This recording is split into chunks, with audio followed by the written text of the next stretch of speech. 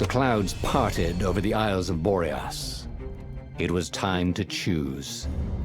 The rebellion was in trouble. Ravens were scouting for the secret rebel base. They needed a game changer. Pieces of the Skyripper had surfaced. Or so a scholar in the mountains had told him. Surely the weapon that banished the lost gods could defeat the Emperor. Also, a temple had risen out of empty desert. The Iblis-Stone was hidden there. It was a dangerous artifact. It could corrupt its user into a bloodthirsty monster.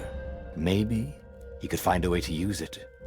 To take its power without surrendering to its wickedness. And also, his old friend Lapino needed rescuing. Of course, Renato had a pretty strong suspicion that Lapino had betrayed the rebellion. But could Renato really leave an old friend to the Ravens?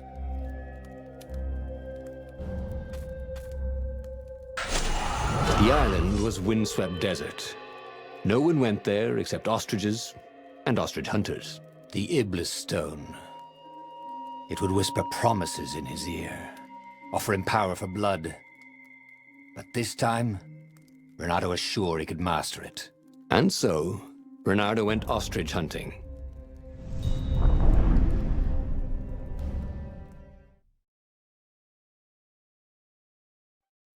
Every child could sing verses about the Skyripper, but ancient codices held hints of other things.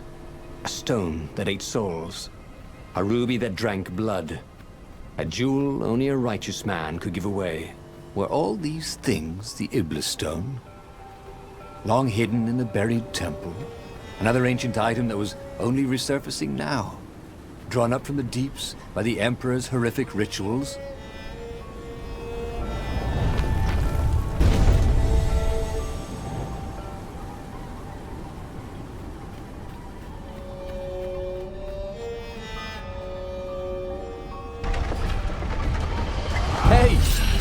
Friend is a swan. Could he join up? He dyes his feathers.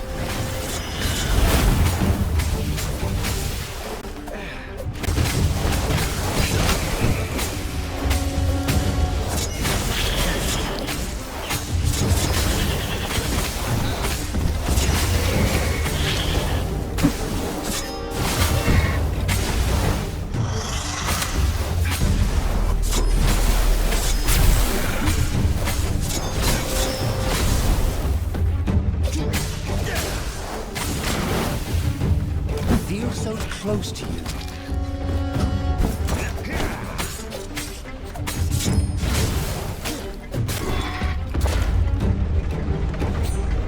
The Ravens were already here, cawing in frustration. They were still searching for a way in. Good. And he hadn't come too late.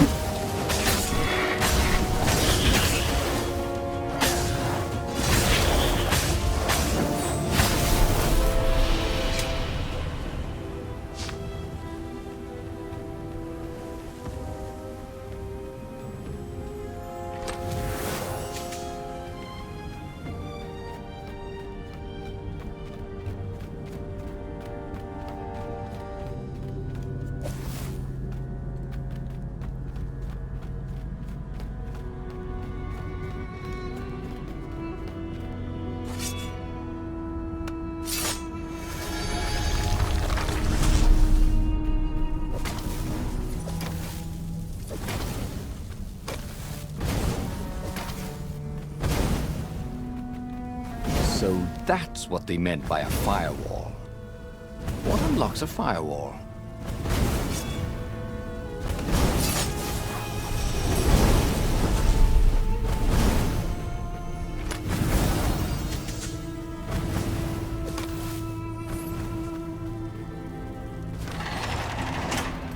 There had to be some way to use the Iblis-Stone. It was old, wasn't it? People are so much cleverer now. And Renato was pretty sure he was cleverer than most people.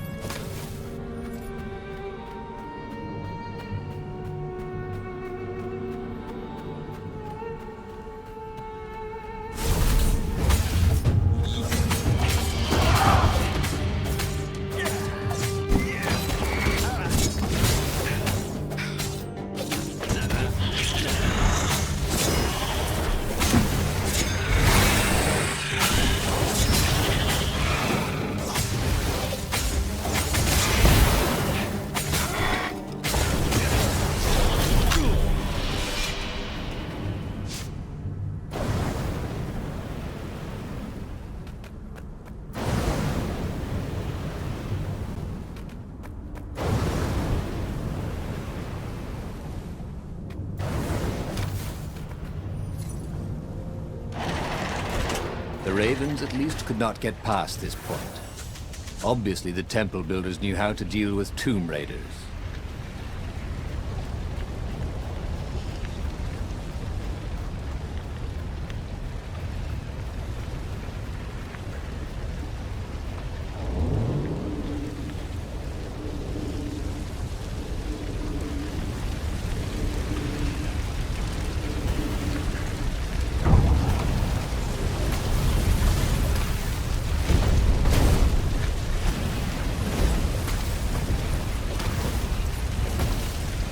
I could feel the burn.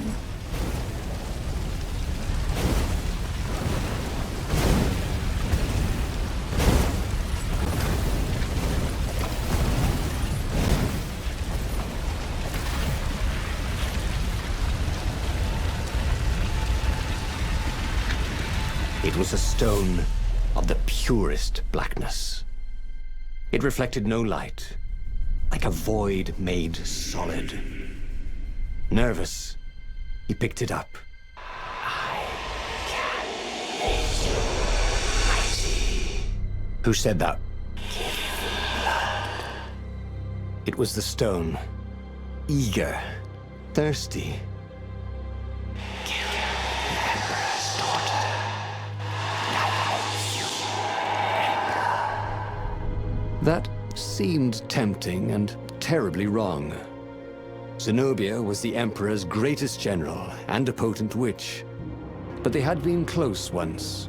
And he had a sneaking suspicion the gem would try to control him. Why not capture the core of Skyripper instead? It was the eye of a lost god torn out by the transcendent Emperor to power his greatest weapon. Not the core, said the stone anxiously. But even though Renato knew how evil the gem was, he had a clever plan for dealing with it. The stone bothered him. He hated being told what to do. Wasn't that why he joined the rebellion? Wasn't that why he'd refused to be a soldier? He'd agreed to come on board only if he could freelance. The stone felt a bit clingy, and he had a feeling it did not have his best interests at heart. The sage Calaveras had told him where to find the Skyripper, a weapon capable of challenging the gods. Even without its armature, the core would still possess great power. He would go there.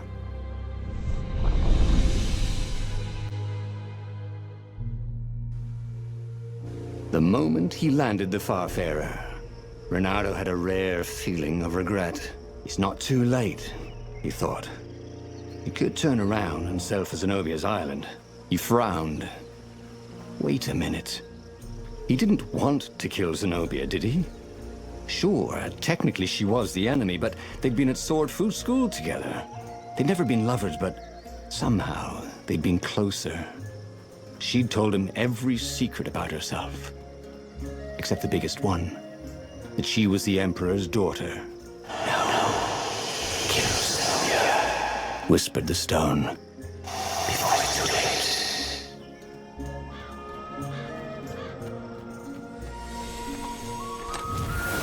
There were a lot of shiny, smooth, curved with leather, buckles, and kind of smelled, You know what? Never mind. Yes, there was also ore and other useful stuff. Let's focus on that, shall we?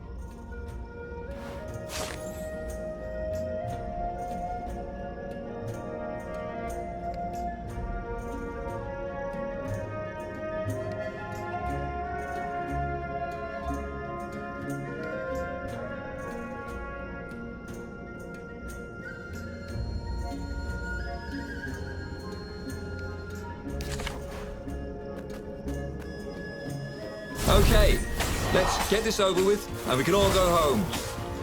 Well, not you, just me.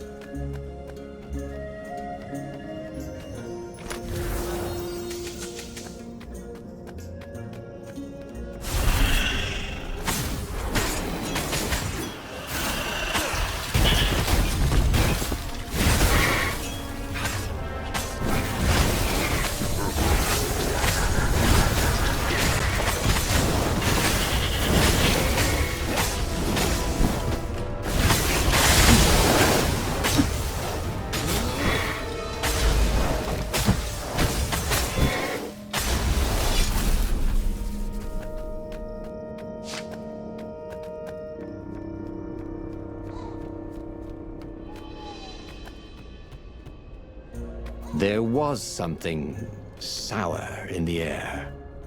Like the earth had ruptured over something that had been fermenting for a very long time.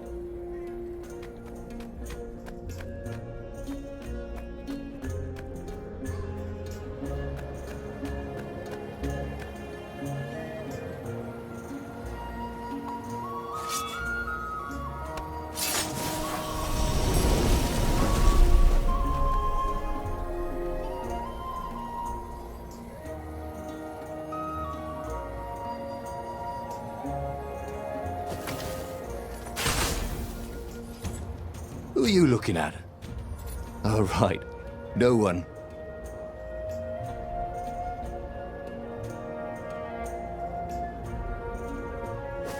You almost never saw wild gogglers together like this. The toads had to train them not to peck each other to death. So these had to be Imperial gogglers. That meant ravens were up ahead.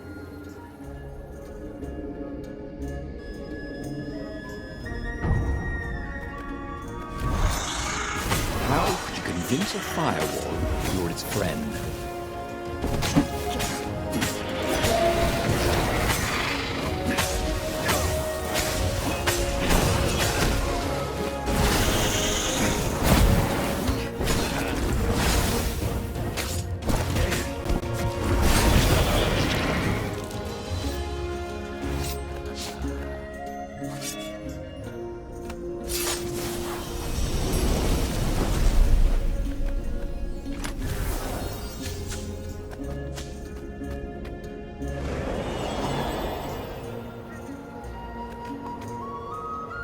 The stone hadn't lied about what it could do for him. With each raven he cut down, he felt a jolt of power flowing into his arm. "You're weak," whispered the stone. "The core will kill you." "Are you afraid of it?" "No, don't be It chuckled. But it's unstable. It will poison the reason that just carry it. And if you try to use it, it will explode catastrophically. Leonardo did not trust rocks that talked in his head. He went onwards.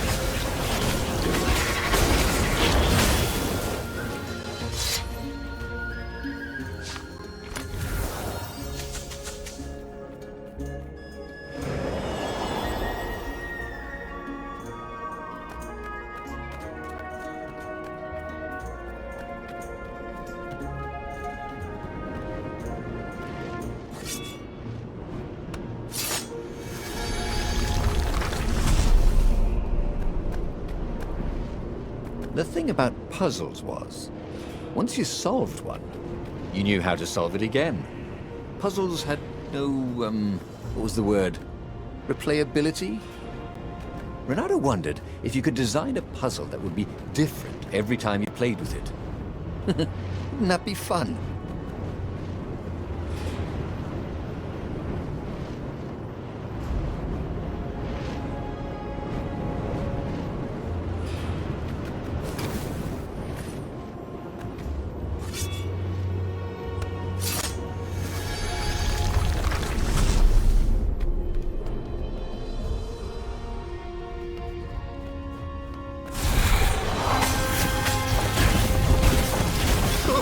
It's a birdsicle!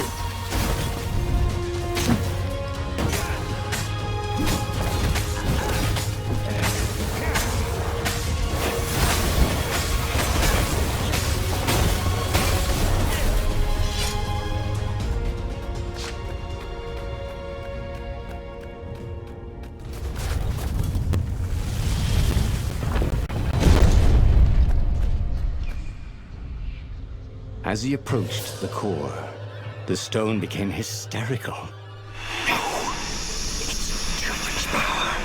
We'll rip a hole in space and time! He had a sudden vision of plunging his gauntlet into the core and dying in anguish. That wasn't his vision, was it?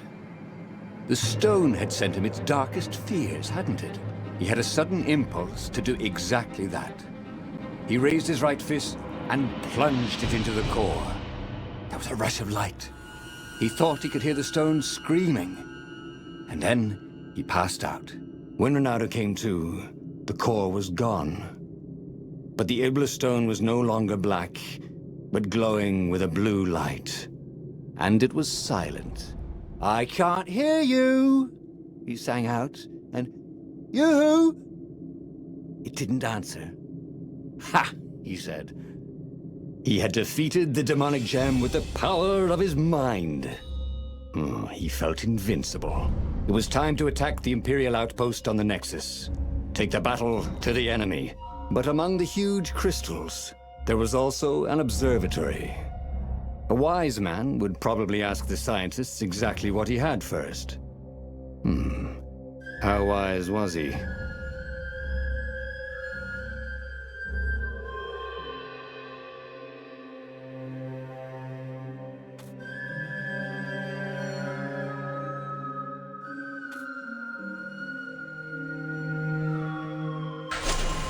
As the Farfarer made its way toward the Nexus, Renato could see tiny sparks in the blackness that was the Iblis-Stone, as if somewhere within it, the core was still spitting out energy, which the Iblis-Stone sucked in hungrily.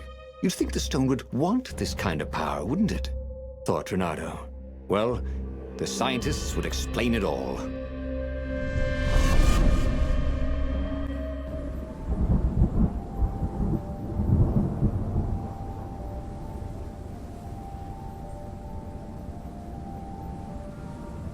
See?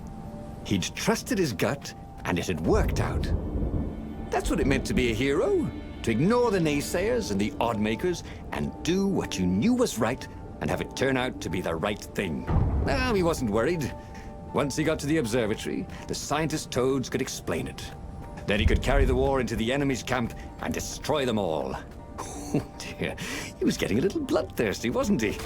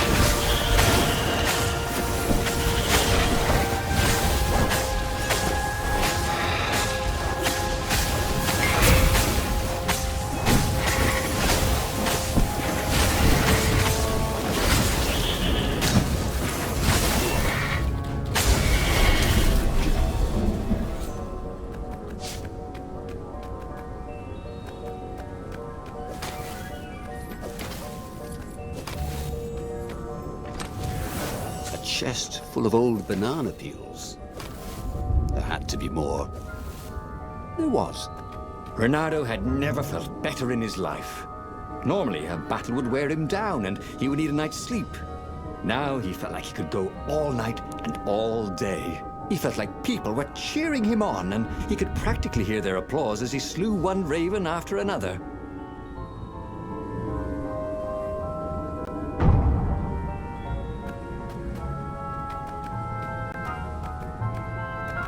The Imperial fleet was closing in on the rebels, forcing them to come out and fight.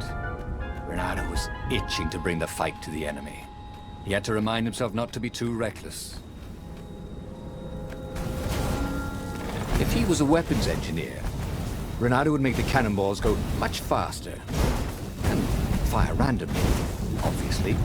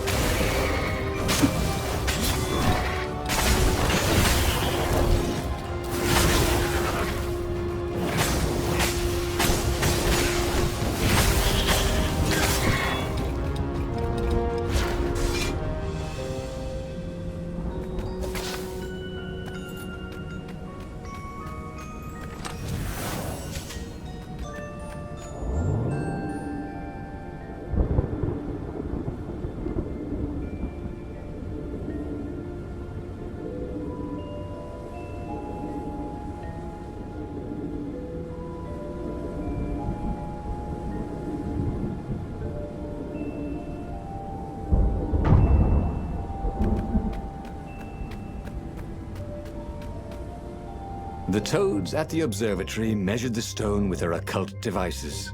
I fed it the core of Skyripper, explained Reynardo.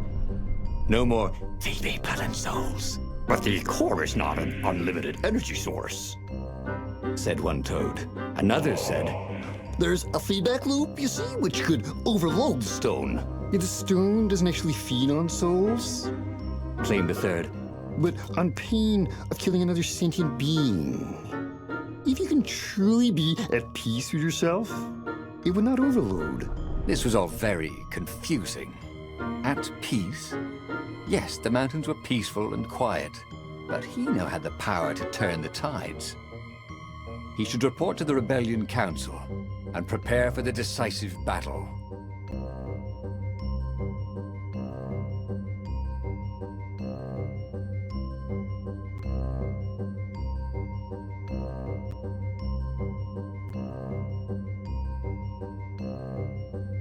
The one thing he understood from all the Toad arguments, maybe the stone did not feed on blood, or souls, or rage. It fed on empathy. It fed on the pain he felt when he put an end to another being's existence. Even if that other being was a raven intent on killing him, if he could find peace, then he could use the power of the Iblis-Stone without being taken over by its evil. Yes, that was the way to defeat the Iblis-Stone. The mountains. He would go to the mountains. He could find peace there.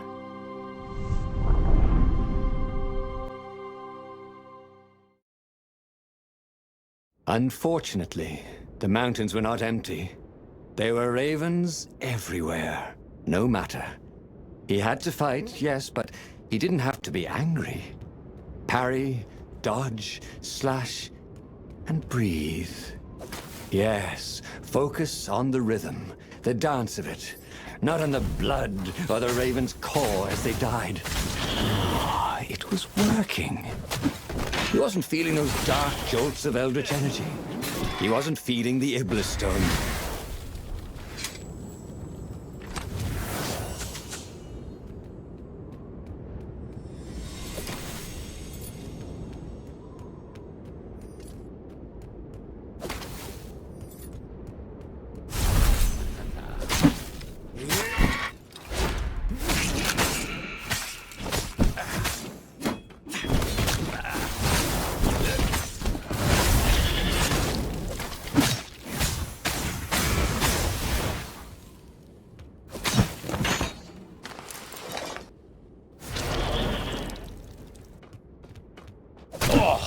Someone needs a bath.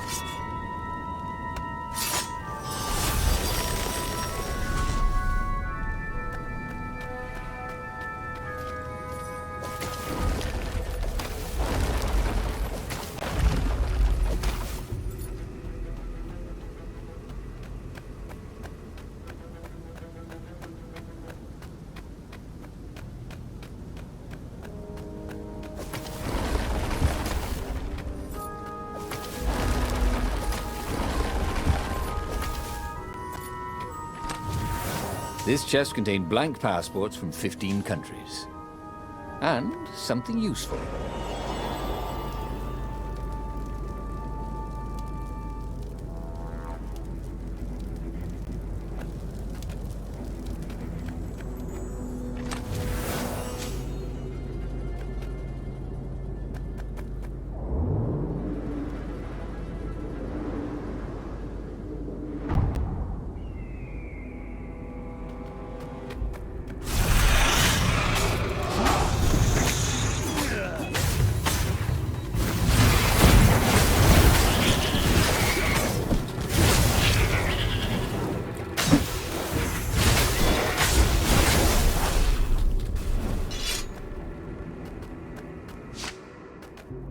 The stone was still silent.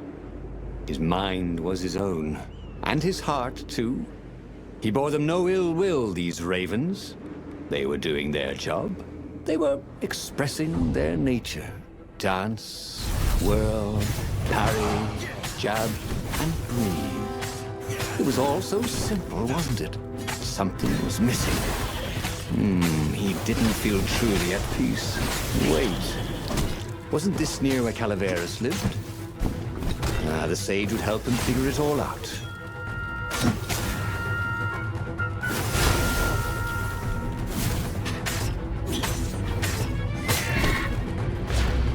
That was fun. Let's do this again sometime.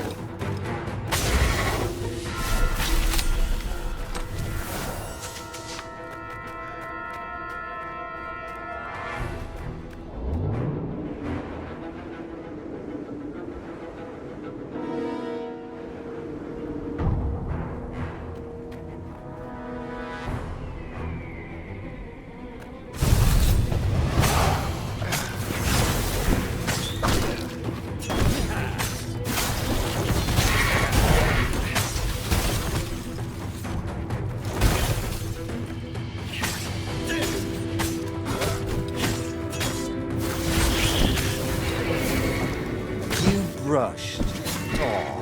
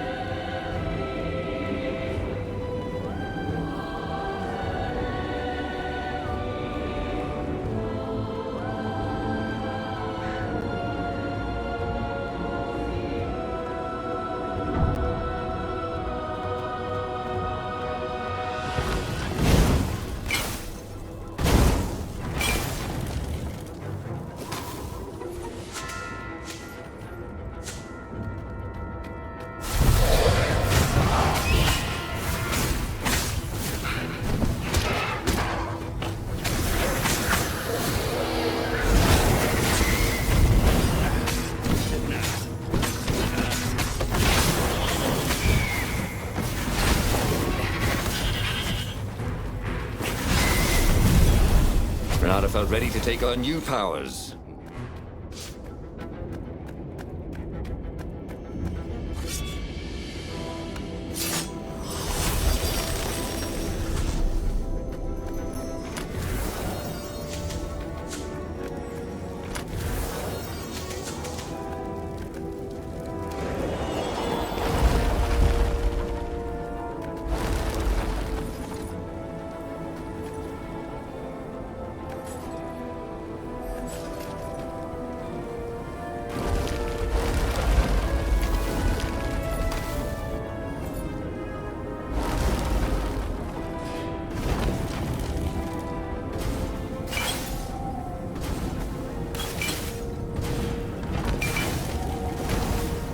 The Iblis-Stone, silenced by the Skyrippers' core, had given Renato enough power to challenge the Imperial fleet.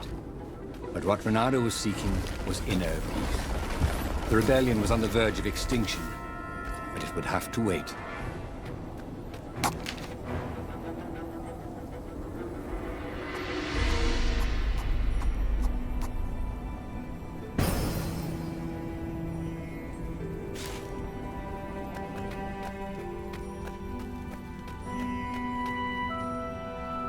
At the end of the mountain path, he found the wise Calaveras in his workshop. "Do you fix souls or only artifacts?" he asked the sage. Does your soul need fixing?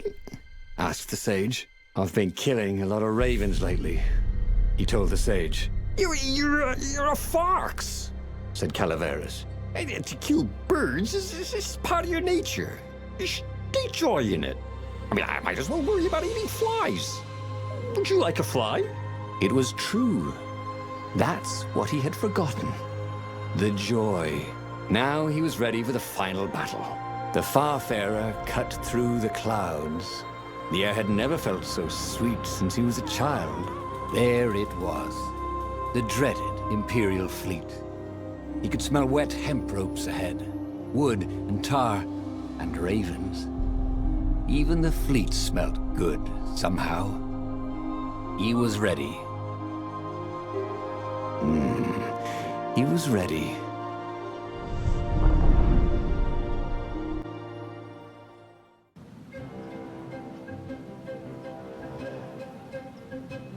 Renato had it all squared away in his head. He would kill the Emperor. Isengrim III had begun well, but He had gone mad. He was trying to invoke the lost gods by means of dark, blasphemous rituals. That was a secret. But the victims had spoken to Reynardo. The ghosts had spoken. No. No anger. Reynardo could not afford anger. It was empowering the crystal in his sword. That made him stronger, but it clouded his mind. He would not be a hero. A hero strives. Reynardo would just be one with everything. The Emperor would die, and the wheel would turn, and all would be restored without rancor, without sorrow, without pain.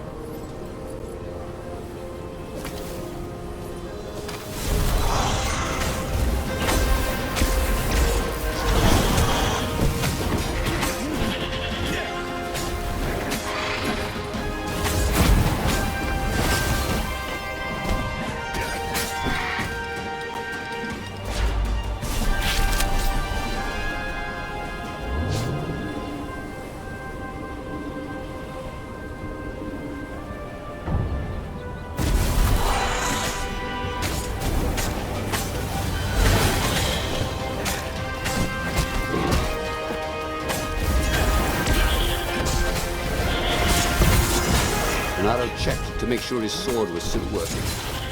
Yep.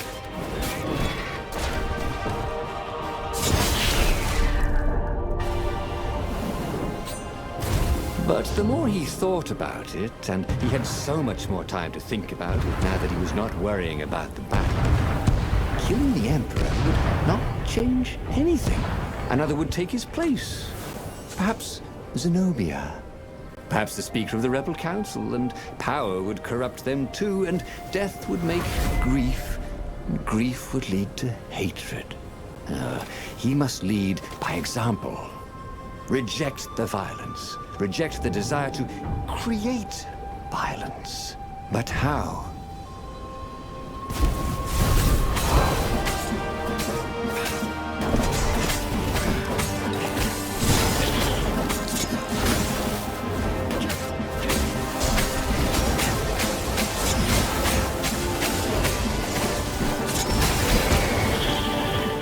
Here, fishy!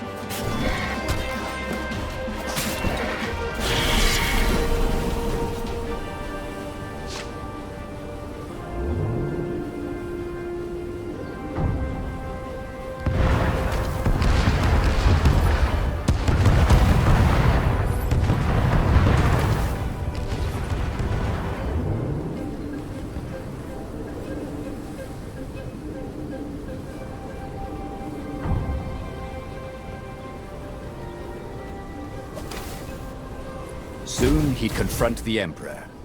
Again. This time, he'd make an end of him. He'd screwed up last time, but he had a good feeling about this time.